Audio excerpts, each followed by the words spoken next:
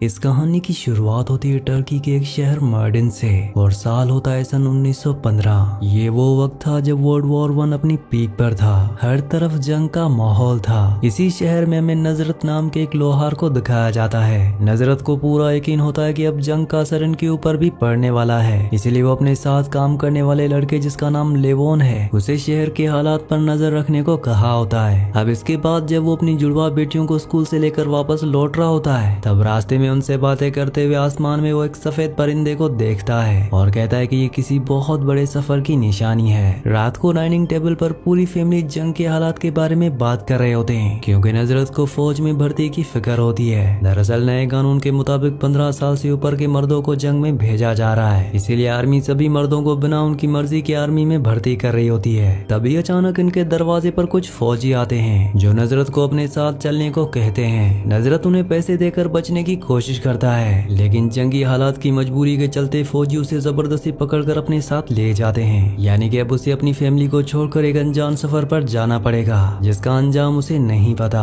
कुछ ही देर बाद बहुत सारे आम लोगों को हथियारबंद फौजियों के बीच पैदल चलवाया जाता है, लेकिन उन्हें जंग के बजाय सड़कों पर मजदूरी के लिए भेज दिया जाता है। ये रास्ता बहुत लंबा और पथरीला होता है, जहाँ इन लोगों से दिन रात पत्थर तोड़ने और सड़क बनाने का काम लिया जाता है। जो लोग थक जाते हैं या बीमार पड़ जाते हैं, उनके पास आगे बढ़ने की हिम्मत नहीं होती और हालात उनके लिए बहुत सख्त हो जाते हैं। एक दिन नजरत देखता है कि उनके सामने से औरतों, बच्चों और बूढ़ों की एक लंबी लाइन गुजर रही है जिन्हें कैद किया गया है। ये सभी लोग जंग की वजह से अपने घर छोड़ने पर मजबूर हैं। नजरत उनमें से गिरी हुई लड़की को उठाने की कोशिश करता है, तभी गार्ड्स आकर उसे पीछे हटाने और अपने काम पर ध्यान देने को कहते हैं, क्योंकि यहाँ के रूल्स बहुत सख्त होते हैं। शाम को आग के पास एक छोटा लड़का आता है जो कैदियों की उस लंबी लाइन से बिछड़ गया था और उसके माँ बाप शहर में ही मारे गए थे। नजरत उसे खाना देने की कोशिश करता है, लेकिन जैसे वो लड़का वहाँ खड़े गार्ड को देखता है, वो बुरी तरह डर कर भाग जाता है।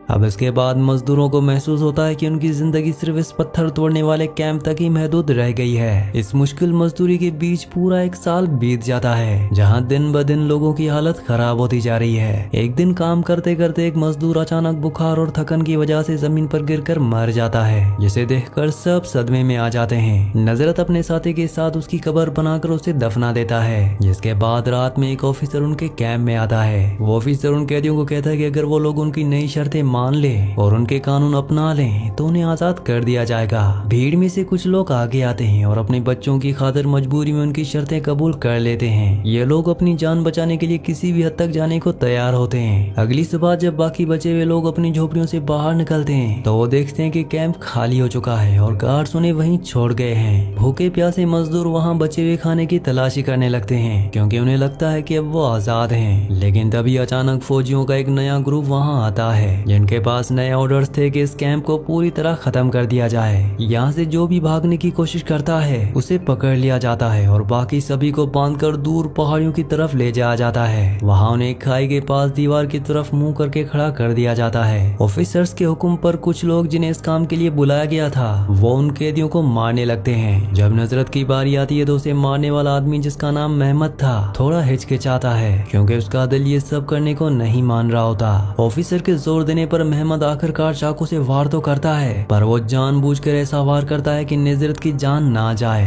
हालांकि चोट लगने की वजह से नजरत जमीन पर गिर जाता है और मेहमद चुपके से उसे वहां मौजूद दूसरे लोगों के बीच छुपा लेता है। शाम को जब ऑफिसर्स और बाकी लोग वहां से चले जाते हैं, तो नजरत बेहोशी से जागता है और दर्द से तड़पने लगता है। कुछ ही देर बाद मेहमद वापस आता है और चुपके से नजरत की रस्सियां काटता है ताकि वो उसे वहां से बचाकर ले जा सके। मेहमद उसे पानी पिलाता है और उसकी मदद करता है और ये दोनों वहाँ से बच निकलने के लिए पहाड़ों के रास्ते भाग जाते हैं। अगले दिन पहाड़ों से गुजरते हुए उनका सामना एक ग्रुप से होता है जो आम मुसाफिरों को लूटने का काम करते हैं। वो लोग उन्हें घेर लेते हैं, पर मेहमद उन्हें समझाता है कि उनके पास लूटने के लायक कुछ नहीं है और वो खुद मुसीबत के मारे हैं। वो देखते हैं कि नजरत के गले पर बहुत गहरी चोट है, जिससे वो समझ जाते हैं कि अब वो अपनी आवाज को खो चुका है और कभी बोल नहीं सकता। वो लोग उसे जख्म साफ करने और पट्टी बांधने का मशवरा देकर आगे बढ़ जाते हैं। इसी दौरान मेहमद मेहमत उन्हीं लोगों के साथ जुड़ने का फैसला करता है। दरअसल मेहमत जानता है कि अकेले इस बंजर इलाके में जिंदा रहना मुश्किल है, इसलिए वो उनके साथ मिलकर आगे का सफर तय करने का सोचता है। इसी दौरान नजरत का एक पुराना कस्टमर वहाँ पकड़ा जाता है, जो उसे पहचान कर उससे मदद मांगता है। लेकिन नजरत को याद आता है कि ये वही लोग थे जिन्होंने अमीर होकर भी गरीबों का साथ नहीं दिया था, इसलिए वो बिना मदद किए उसे अपना मुंह फेर लेता है। तभी एक आदमी बताता है कि नजरत का शहर पूरी तरह तबाह हो चुका है और उसकी फैमिली को जबरदस्ती किसी और शहर भेज दिया गया है। यानी कि अब नजरत का एक ही मकसद है, किसी भी तरह अपनी खोई हुई फैमिली को ढूंढना।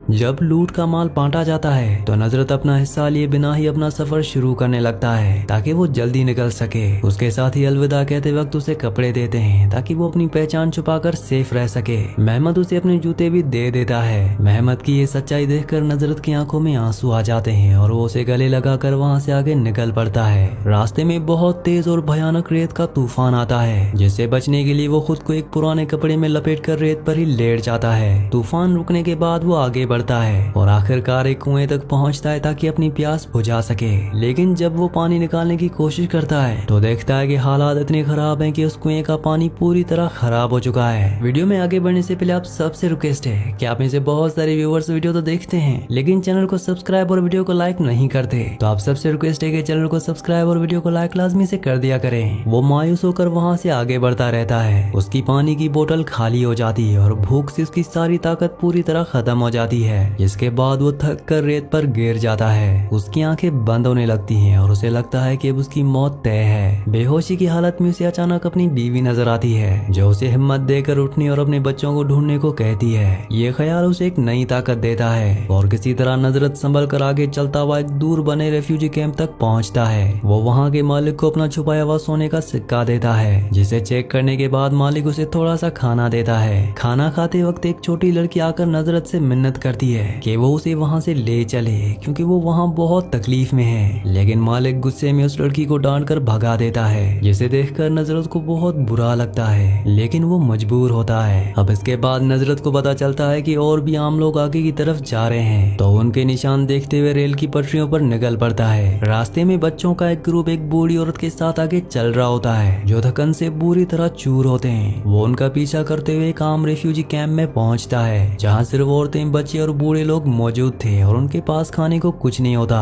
भूखे प्यासे बच्चे नजरत को देखते ही उसके चारों तरफ आ जाते हैं, तो वो मजबूर होकर अपना बचा हुआ पानी उन्हें पीने के लिए दे देता है। कैंप के अंदर हर तरफ भूख और बीमारी से मर चुके लोगों की लाशें पड़ी होती हैं और लोग दर्द से करारे होते हैं। तभी इन भीड़ भरे चेहरों को ढूंढते हुए उसे जमीन पर लेटी हुई अपनी बीवी की बहन मिलती है, जो बहुत बुरी हालत में होती है। वो अपनी जिंदगी की आखिरी सांसें ले रही होती है। वो उसे बता दे कि उसके सामने पूरी फैमिली बहुत दर्दनाक तरीके से इस दुनिया से चली गई। ये सुनकर नजरत पूरी तरह टूट जाता है और उसके पास बैठकर रोने लगता है। मरने से पहले वो औरत उसे मिन्नत करती है कि उसे इस बर्दाश्त के बाहर दर्द और बीमारी से आजाद कर दे, क्योंकि अब वो और नहीं सह सकती। काफी देर सोचने के बाद वो मजबूर होकर उसका गला दबाकर उसे इस तकलीफ से हमेशा के लिए छुटकारा दिला देता है।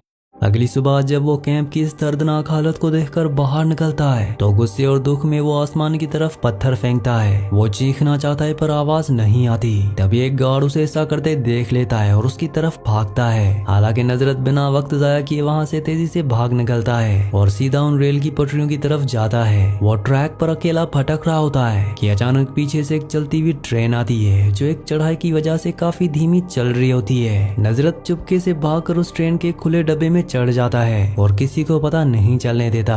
कुछ दिन बाद जब ट्रेन एक चेक पोस्ट के पास रुकने लगती है तो पकड़े जाने से बचने के लिए वो चलती ट्रेन से कूद जाता है। गार्ड्स उसे कूदते हुए देख लेते हैं, पर उन्हें लगता है कि एक आम रेफ्यूजी के लिए इतनी बड़ी ट्रेन रोकना और पीछा करना ठीक नहीं, इसलिए वो उस पर ज्यादा ध्यान नहीं देते। थोड़ी देर आगे भटकते हुए उसे आमर नाम का एक अरब मुसाफिर मिलता है, जो बहुत रहम दिल होता है और उसे अपने पास बिठाकर खाना खिलाता है। नजरत खाना खाने के बाद इशारे से उसे समझाता है कि उसके गले पर चोट लगने की वजह से उसकी आवाज हमेशा के लिए जा चुकी है। आमर उसकी ये हालत देखकर वादा करता है कि वो उसे अकेला नहीं छोड़ेगा और सफर में आने वाली फौजी चेक पोस्ट से बचकर सेफ शहर ले जाएगा। शहर की धूल भरी गलियों में जब गाड़ी रुकती है तो कुछ गार्ड्स उन्हें रोकते हैं और उनकी तलाशी लेना चाहते हैं, लेकिन आमर बहुत समझदार होता है। वो गार्ड्स को साबुन देकर उनकी मदद करने का बहाना करता है, जिससे नजरत आसानी से उनकी नजरों से बच निकलता है। आमर उसे बचाकर अपनी साबुन की फैक्ट्री में ले जाता है, जहाँ पहले से ही कुछ और बेघर लोग पनाह लिए होते हैं। वहाँ नजरत दूसरे मजदूरों के साथ काम करने लगता है और क्योंकि वो पढ़ा लिखा और होशियार है इसलिए वो जल्दी ही फैक्ट्री का काम समझ जाता है। कुछ ही वक्त बाद आमिर एक और थके हुए मुसाफिर को वहाँ ले आता है, जैसे नजरत की अच्छी दोस्ती हो जाती है और इस तरह नवंबर 1918 का वक्त आ जाता है। पहली वर्ल्ड वॉर अचानक खत्म हो जाती है और शहर में मौजूद पूरा पुराना सिस्टम अचानक से टूटने लगता है। सड़कों पर लोग गुस्से में होते हैं और जिन्होंने उन पर सख्ती की थी उन पर पत्थर फेंक रहे होते हैं ताकि अपना बदला ले सकें। इसी दौरान आमिर अपनी फैक्ट्री के दरवाजे और भी परेशान रेफ्यूजी लोगों के लिए खोल देता है। धीरे धीरे फैक्ट्री में बहुत सारे लोग आने लगते हैं जिन्हें शेल्टर चाहिए और आमिर सबको फ्री में खाना और सोने की जगह देता है। एक दिन रास्ते से गुजरते हुए नजरत का ध्यान एक सफेद चादर पर चलने वाली चार्ली चैपलिन की ब्लैक एंड व्हाइट मूवी पर जाता है, जिसे देखकर वो हैरान रह जाता है। मूवी में दिखाया गया बाप बेटी का प्यार देखकर उसे अपनी खोई हुई फैमिली और जुड़वा बेटियों की बहुत याद आ जाती है। जब मूवी खत्म होती है और सब लोग चले जाते हैं तो वो वहीं अकेला बैठा रह जाता है क्योंकि उसकी उम्मीद धीरे धीरे टूट रही होती है। तभी पीछे से उसे अपना पुराना साथी लेवोन मिलता है जो उसे पहचान कर गले लगा लेता है और बहुत बड़ी खुशखबरी देता है। लेवोन बताता है कि उसकी दोनों बेटियां जिंदा हैं क्योंकि उसकी बीवी ने आखिरी वक्त में उन्हें एक अच्छे और सेफ खानदान को दे दिया था। ये सुनकर नजरत को बहुत खुशी होती है, लेकिन लेवोन बताता है कि उसके बाद उन लड़कियों का क्या हुआ ये उसे बिल्कुल नहीं पता।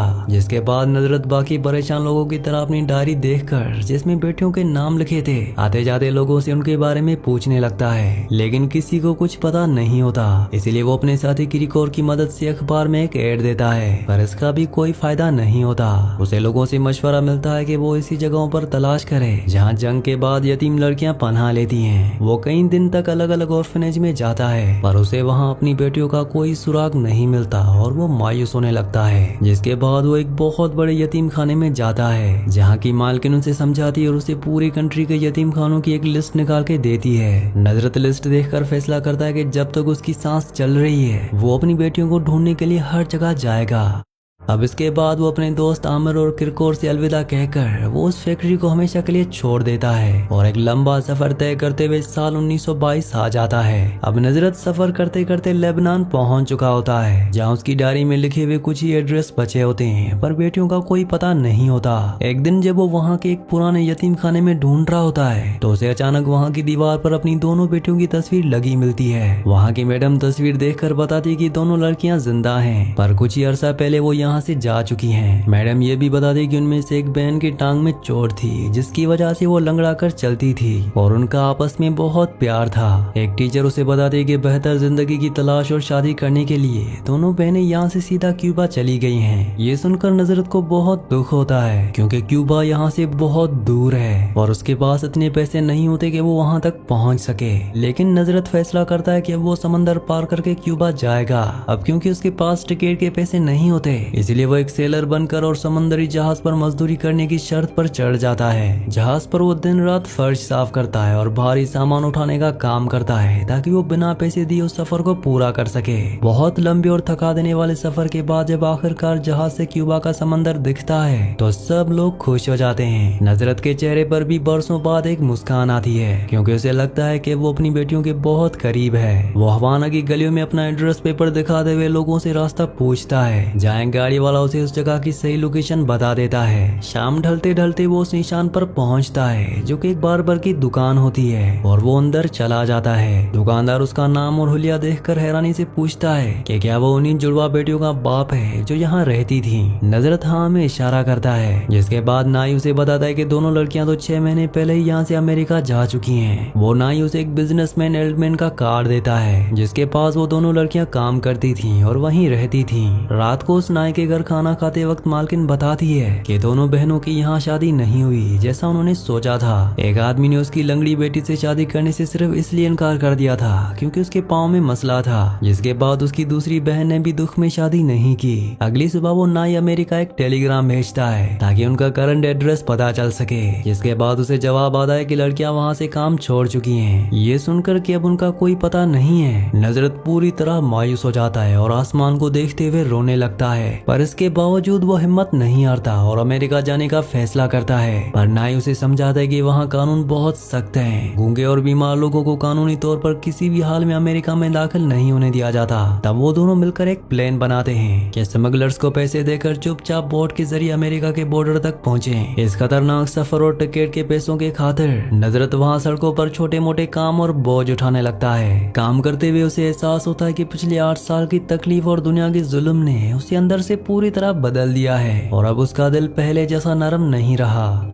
एक दिन शहर में नाई की बीवी अचानक नजरत को रोकती है और उस अजीब से आदमी की तरफ इशारा करती है जिसने उसकी बेटी को ठुकराया था। नजरत के अंदर का दबा हुआ गुस्सा बाहर आ जाता है और वो उस आदमी का पीछा करके उसे किसी सुनसान कोने में बुरी तरह पीटता है। जाते हुए वो अपना बदला लेने के लिए उस आदमी का बटुआ भी छीन लेता है क्योंकि उसे अमेरिका जाने के लिए पैसों की सख्त जरूरत होती है। इन्हीं पैसों से अब उसके पास टिकट खरीदने की पूरी रकम जमा हो जाती है और वो किसी को बताए बिना रात के अंधेरे में स्मगलर्स की नाव पर चढ़ जाता है। समंदर की लहरों को चीरते हुए कुछ दिन बाद वो लोग अमेरिका की स्टेट फ्लोरिडा पहुंचते हैं। वहाँ स्मगलर्स उसे और बाकी लोगों को चुपचाप एक रेलवे क्रॉसिंग के पास उतार देते हैं, जिसके बाद वो अकेला ही आगे निकल पड़ता है। अब आगे का सफर उसे अकेले ही तय करना है और सामने मीलों तक सिर्फ रेल की पटरियां और सुनसान जंगल होता है। रास्ते में भूख से उसकी हालत खराब होने लगती है। वो भूख मिटाने के लिए एक फार्म में घुसकर मुर्गी चुराने की कोशिश करता है, पर वहाँ का मालिक उसे पकड़ लेता है। नजरत वहाँ से भागने लगता है और गाँव वाले शोर मचाते हुए बंदूक लेकर उसका पीछा करते हैं। तभी मौका पाकर वो रुकता है और एक किसान पर पलटकर हमला कर देता है, जिसके उनके बीच हाथापाई शुरू हो जाती है और वो उसकी बंदूक छीन लेता है। थोड़ी देर तक उनसे लड़ने के बाद वो जीत जाता है और फार्म के घर से ताजा अंडे और कुछ रोटी उठाकर वहाँ से तेजी से भाग निकलता है। रेल की पटरी के पास ट्रेन की आने की आवाज सुनकर वो भागता है और चलते हुए फ्रीट डब्बे पर आसानी से कूद जाता है। इस लंबे और थका देने वाले ट्रेन के सफर के जरिए वो काफी शहर बदलता है और धीरे धीरे मिनेसोटा पहुंच जाता है। वहाँ वो एडलमैन नाम के उस बिजनेसमैन से मिलता है जिसका कार्ड उसे क्यूबा में मिला था ताकि वो अपनी बेटियों की इंफॉर्मेशन ले सके।